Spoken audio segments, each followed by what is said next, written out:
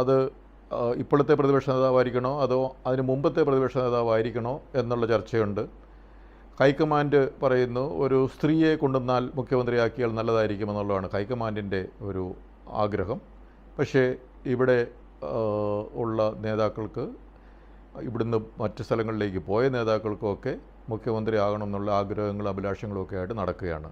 അതുകൊണ്ട് അവർ പ്രതിപക്ഷ നേതാവ് എന്നുള്ള ചിന്ത തീർച്ചയായിട്ടും UDF ഇപ്പോൾ ഇല്ല.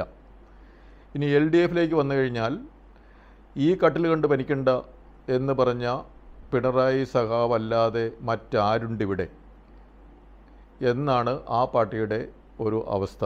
കാരണം തിരുവായ്ക്ക് എതിർവായില്ല എന്ന് പറഞ്ഞ് കഴിഞ്ഞ 10 വർഷം കേരളത്തെ നയിച്ച ശ്രീ പിണറായി സഖാവ് ജയിച്ചില്ല എന്നുണ്ടെങ്കിൽ തീർച്ചയായിട്ടും ശ്രീ പിണറായി വിജയൻ തന്നെ ആയിരിക്കണം ആ പാർട്ടിയുടെ പ്രതിപക്ഷ നേതാവ്.